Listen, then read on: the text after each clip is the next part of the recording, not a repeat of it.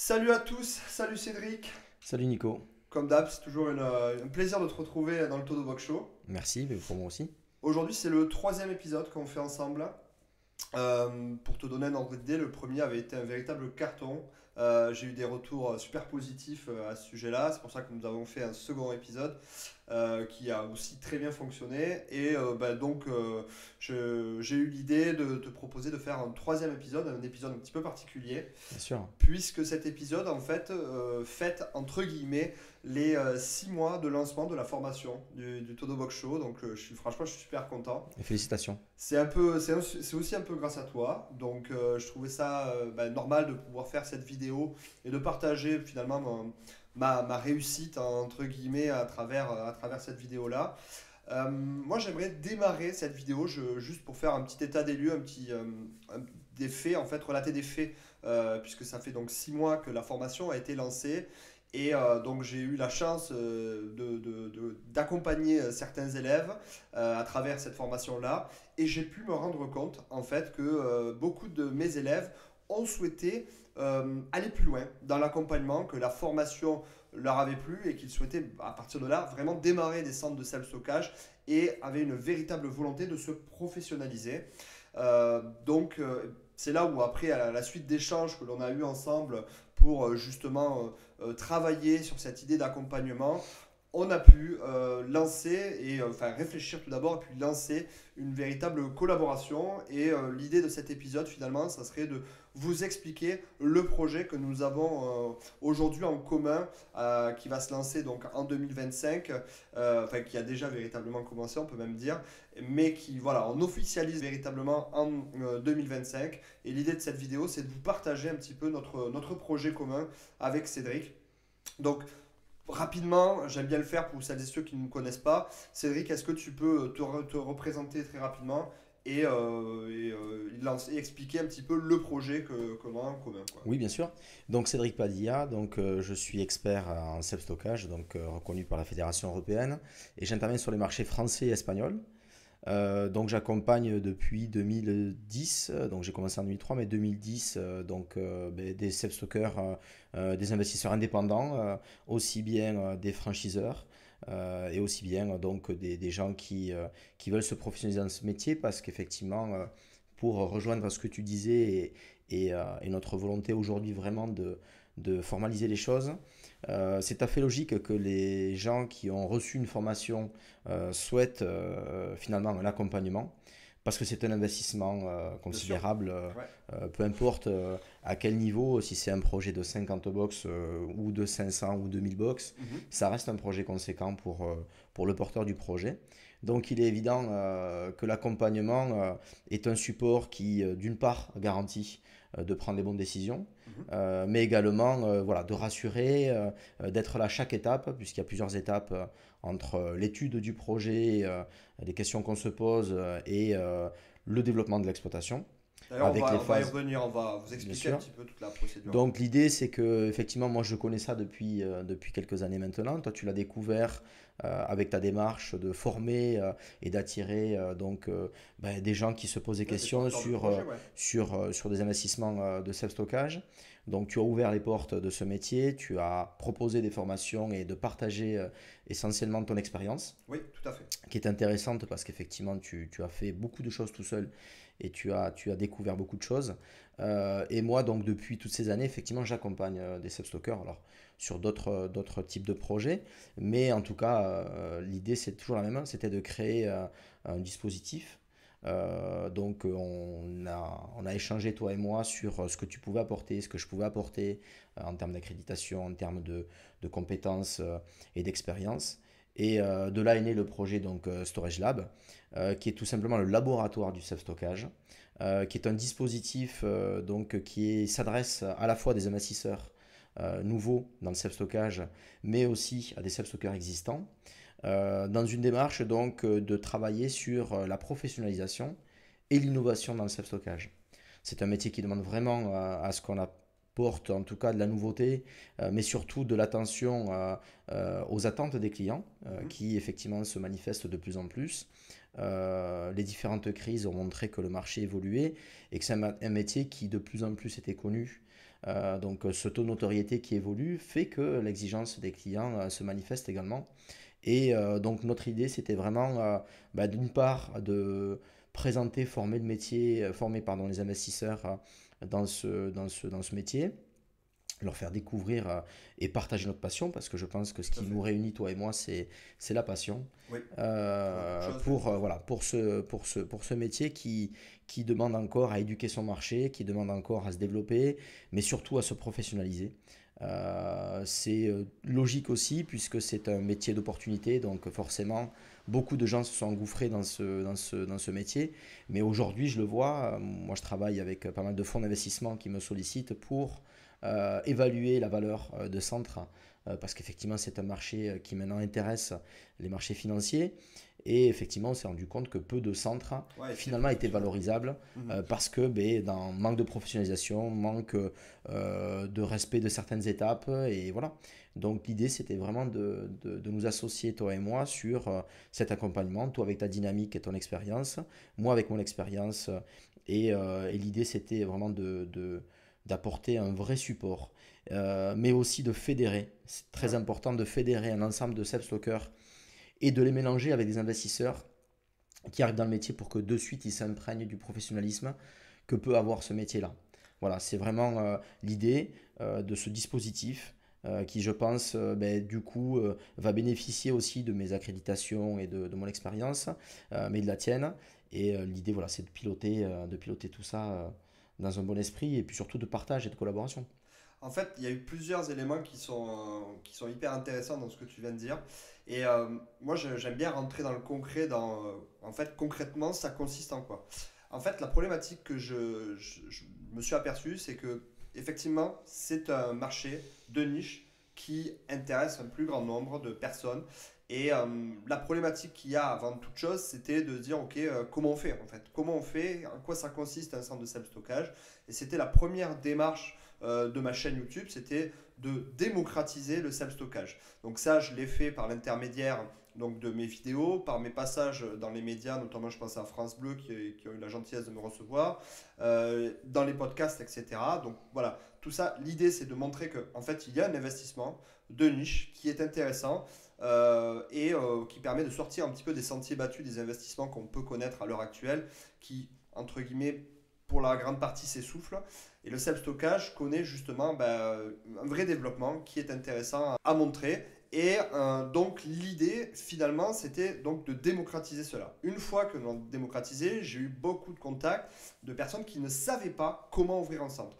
Donc c'est à ce moment-là qu'ils prenaient la formation. Cette formation leur a permis d'accumuler un certain nombre de vocabulaire. Et à la suite de ça, l'idée a été de les accompagner de A jusqu'à Z pour, un, les rassurer, deux, créer des centres de self-stockage valorisables. Et ça, c'est très important parce qu'ouvrir un centre, c'est très bien, mais avoir un projet qui soit valorisable à long terme, donc créer un centre de self-stockage de demain, ça a véritablement du sens et de l'impact sur le marché, puisque le marché est en pleine transition. Et toi, Cédric, du coup, tu es le nez dans le réacteur, tu le vois vite, tu vois cette évolution-là, tu la partages aussi comme je le fais à travers mes vidéos. Et donc, l'idée, c'est finalement de créer ce soutien, ce copilotage à travers notre association. Et enfin, la dernière volonté finalement de cette association, c'est de fédérer. En fait, moi, c'était très important pour moi et c'est vrai qu'on partage ces valeurs-là, c'est ok, on a des connaissances, ces connaissances sont faites pour être partagées. C'est ce que l'on fait, toi et moi, à travers nos métiers respectifs. Et en fait, moi, ma volonté et celle de Cédric, c'est vraiment de créer un groupe, une sorte de famille au sein du self-stockage et de partager nos connaissances, partager nos contacts pour créer justement demain un groupe qui a du sens en fait pour nos métiers et pas faire ça de notre côté, dans notre coin. Ça n'a véritablement pas d'intérêt et surtout pas d'impact d'un point de vue économique si on pense justement à la rentabilité de nos business. Donc maintenant, j'aimerais qu'on voit, Cédric, concrètement en quoi on va les accompagner sur un projet. On va prendre l'exemple d'un investisseur qui souhaite, donc qui a déjà un terrain par exemple, hein, qui souhaite lancer son projet de self-stockage. Qu'est-ce qu'on va lui apporter concrètement pour ouvrir son centre? Donc déjà, on va diviser trois étapes Oui, principales, qui va être donc tout ce qui est étude d'implantation. de ce projet. Ensuite, il y a la partie aménagement, construction. Et ensuite, il y a la partie donc lancement de l'exploitation. Ok. Donc sur la première partie, l'idée c'était vraiment d'apporter, alors moi ça fait des années que je fais des études d'implantation qui incluent une étude de marché local, puisque c'est un marché, donc c'est un service de proximité. Donc il y a une étude qui se fait sur des courbes isochrones, donc en temps de trajet, qui est limité entre 13 et 15 minutes, tout dépend effectivement de la zone dans laquelle sera fait le centre. Et l'idée, c'est vraiment de déjà donner tous ces indicateurs clés de performance pour prendre des bonnes décisions, savoir si la taille du projet est suffisante ou trop par rapport au Au marché marché, ouais. local, Mhm. par rapport à la concurrence qui peut s'installer et qui s'est déjà installée. Également, projeter l'exploitation, donc savoir vers quel chiffre d'affaires on se dirige. Et également, vers quel coût aussi on se Ouais. dirige pour déjà en amont vraiment évaluer sérieusement la rentabilité et la projection sur 5 années d'exploitation. Donc c'est Donc se rassurer en fait. Ça, voilà, alors se rassurer le rassurer. banquier, peut-être aussi Alors, qui peut il y a financer. plusieurs choses. Alors, on est en mesure de faire des études rapides qui vont ne serait-ce que donner juste des voyants par rapport à Ah oui, la tout à localisation. fait. Donc, l'idée, c'était d'apporter aussi à des gens qui s'interrogent et qui n'ont pas forcément la possibilité ou l'intention de Ouais. dépenser Mhm. ce que coûte une étude d'implantation complète quand même, Oui, puisqu'en plus, ces études sont certifiées et peuvent supporter le business plan pour appuyer, je dirais, pardon, le business plan auprès des organismes financiers, donc des banques notamment. mhm. Mais l'idée, c'était aussi de proposer une formule plus simple, plus Ouais, plus abordable, accessible, ouais. plus accessible, qui donne déjà quelques voyants par rapport à l'implantation, la localité, par rapport à la visibilité, par rapport voilà, à différents sujets, et également aider le porteur du projet à décider de la forme d'exploitation, puisqu'il y a différents formats. Il y a Tout à fait. l'automatisation complète des centres, mais il y a des centres qui nécessitent l'aménagement donc d'un accueil avec une boutique et du personnel. Donc la rentabilité est différente et le volume de box doit l'être aussi, Tout à en fait. tout cas en proportion. Donc voilà, il y a des décisions à prendre et l'idée c'était vraiment de proposer cette solution-là, donc sur la partie euh, étude d'implantation. Ok, juste je On te aide aussi, coupe bien hein, sûr. par rapport à cette étude-là. Euh, en fait, ce qu'on veut insister, on veut insister qu'un centre de self-stockage n'est pas réservé à une clientèle de millionnaires. On peut ouvrir des centres de taille modérée Bien sûr. et nous, c'est ce qu'on veut. Notre volonté est de répondre à un porteur de projet, quel qu'il soit. Ok. De toute façon, en fait, ça rejoint aussi ce que font les grandes distributions spécialisées donc, dans l'alimentation, par exemple, avec des petites Tout à fait. supérettes de centre-ville. Ouais, c'est bien Donc, ça a du sens. un Donc, choix. effectivement, on n'a pas besoin d'être millionnaire pour être porteur de projets de ce type-là. Tout à fait. Il faut être donc entrepreneur et investir du temps et effectivement de l'argent, mais surtout valider le modèle. À partir du moment où on valide le Ouais, modèle intéressant, ouais. économique, effectivement, les partenaires financiers sont un peu plus rassurés surtout, parce que bon, ils sont là pour minimiser le risque qu'ils vont prendre avec le porteur du projet. Donc l'idée, c'est vraiment de rassurer, et puis le fait que on ait l'expérience de projet de self-stockage, ça permet à tout le monde d'être dans une situation de confiance. Tout à fait. Donc ça, c'est le premier point, et puis surtout, l'étude d'implantation, elle permet aussi déjà de définir, d'asseoir la stratégie de communication.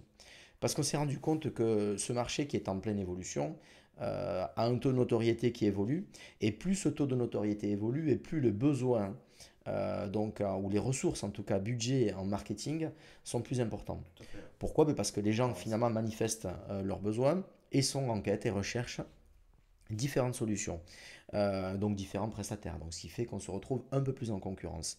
Donc la visibilité est importante donc sur le web et des centres de taille petite et moyenne mhm, qui sont par exemple en proximité de centre-ville vont avoir moins de visibilité, vont complètement. avoir une meilleure proximité mais moins de visibilité que quelque chose qui est en périphérie, en bord de voie rapide par exemple.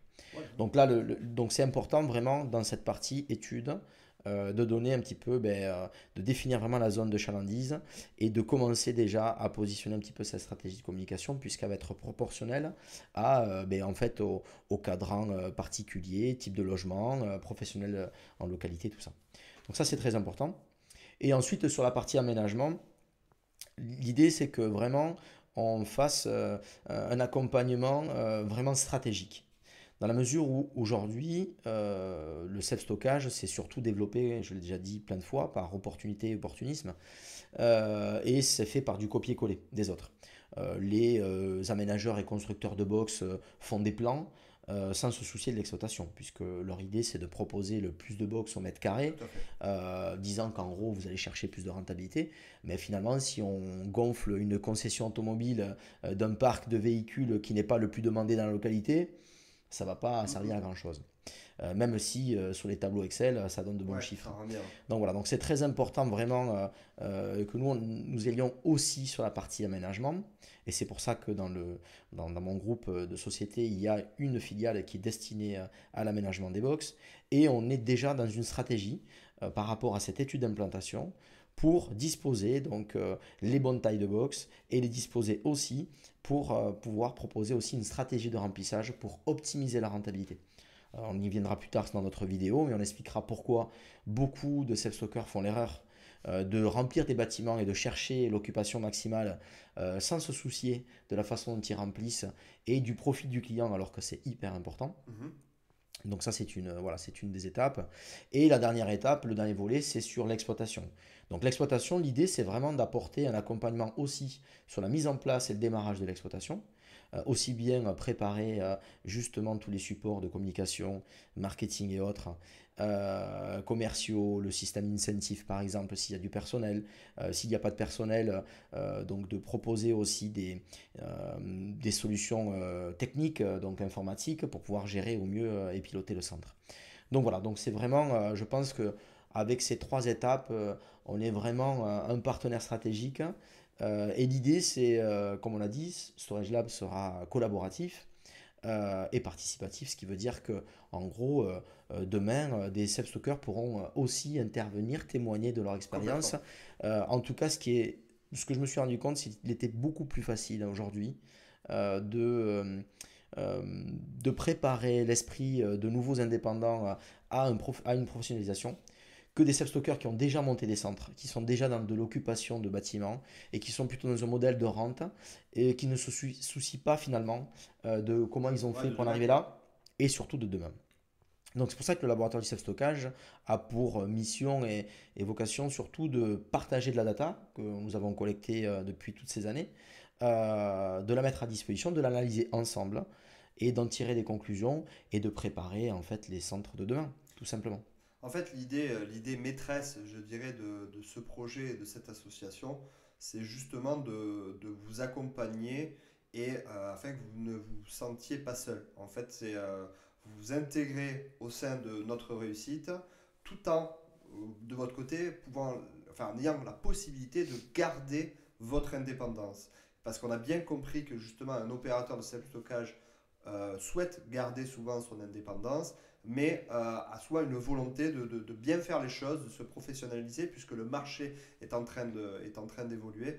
Et donc nous, concrètement, à travers toutes nos prestations, on souhaite venir en copilotage et venir vous apporter toute notre expérience, que ce soit moi en tant qu'opérateur de self-stockage, ou encore Cédric à travers toutes ces missions de consulting, et Dieu sait que tu en as accompagné quelques-uns, et des très réputés.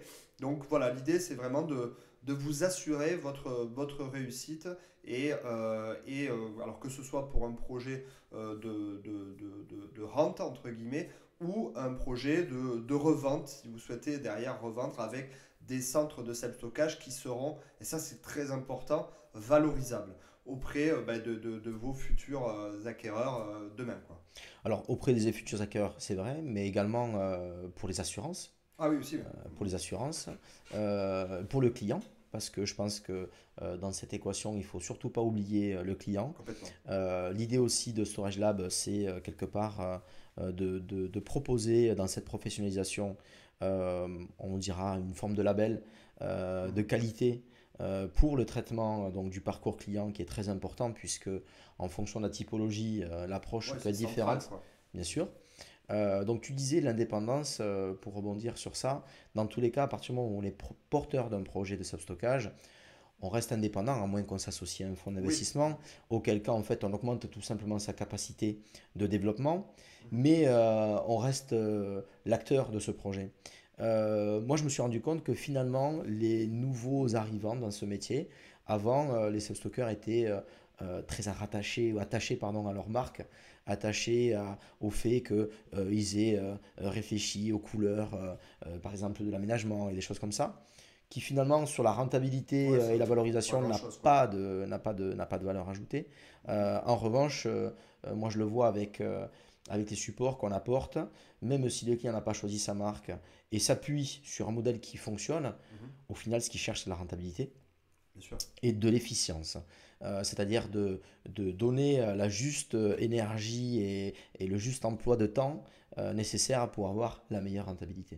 Mm. Donc ça c'est important parce que effectivement ça peut paraître un super métier facile et ça l'a été pendant Oui. très longtemps, C'est mais un super aujourd'hui c'est métier. Enfin, durci. moi, pour le coup, je suis très Bien épanoui, sûr, il n'y a pas de problème. bien sûr, parce qu'effectivement ça t'a permis d'avoir cette autonomie et puis voilà, comme tu es dans un esprit de partage, tu as voulu le partager. Mhm. Mais c'est un métier qui va se durcir.